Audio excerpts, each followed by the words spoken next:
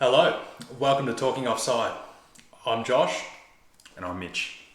and here we're welcoming you to a brand new football channel.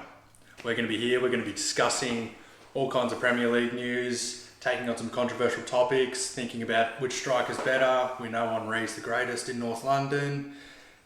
He would probably disagree, but we'll go through that in later videos. So to start us off, we're going to go through each team that we follow, and we're going to sort of say what got us to that point. So Mitch, would you like to start us off? Sure, absolutely. So, as you can probably hear, both of us are Australian. So, might be a little bit contentious, some of these decisions that we decided to go with, but it's not about geography. So, I'm a Tottenham supporter. Josh here is an Arsenal supporter. Neither of us are born in London, spent any time in London.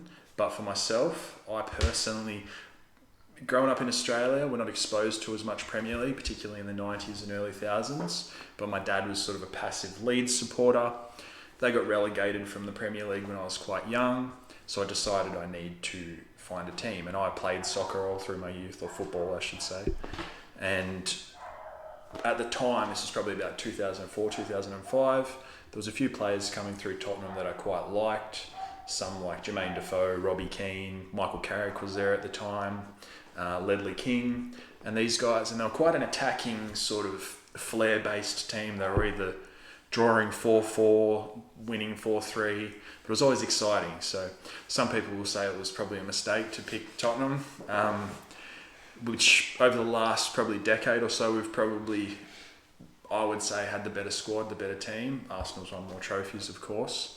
But this season seems to have turned the tide. So why don't you tell us why you started supporting the Gunners? Yes, so why did I start supporting Arsenal? So I've got family who are quite into football, heavily Manchester United followers, as quite a lot of Australians are, because as Mitch said, we don't get quite the exposure to the Premier League, and Manchester United being probably the biggest club in England. The world. Well, yeah. That's a debate for another day. They follow Manchester United, and my cousin said, why don't we sit down and watch a game? Would have been 2004, 2005, and it was Arsenal-Manchester United, and all being heavily Manchester United supporters, I thought, I'm going to see what this other team's about. And that was peak Invincibles, right? Like just after? Just after. So it's just after they gone Invincibles. I had no idea, no exposure.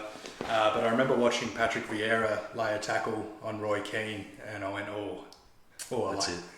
Yeah, I'm hooked. So that was it? Yeah, that was it. Yeah, that fully got me into Arsenal. It was only, later on, after realising who Arsenal are and what they just, completed. Yeah. The star power they had. So, was that back when you used to get the little highlights clips in Australia? Yeah. But see, I've always hung a bit of shit on Joshy here for being a front runner, choosing one of the top clubs. That sounds like a reasonable reason to decide to support a team. Part of my reason as well, I suppose, was also because I played football. All the kids in my team were like Josh said, Manchester United, even Arsenal, because they're a big club as well, Chelsea, and the other bit, Liverpool. And then, I don't know, I guess I sort of, being a bit of a contrarian by nature, I liked being a little bit different. And but look, it's been a wild ride. It's been interesting so far. I haven't really regretted it, although it would have been nice to, win a bit of silverware. I still remember the Carling Cup in 2008. So that was exciting. What about the Audi Cup? The Audi Cup's a big highlight in my life. So he's got the DVD at home. I got it framed on my wall, I think. But why don't we? So part of the reason that we're doing this podcast, we started this podcast, is that we talk about football quite regularly. We both think we have reasonable knowledge, and part of it is also just a self-exploration as to make ourselves better football fans, more knowledgeable, bounce ideas off each other, and to just sort of build a bit of a community, I guess.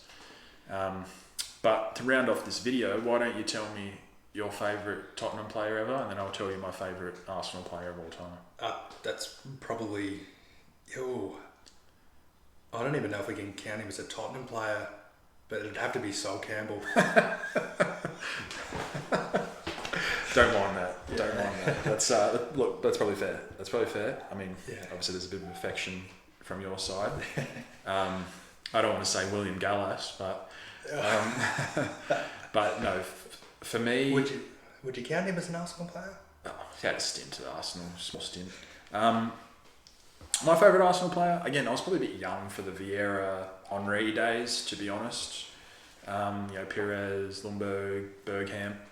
I would say Fabregas. Fabregas, for me, because I played central midfield, I sort of really appreciate that type of player. He had that beautiful combination of flair, technique, positioning.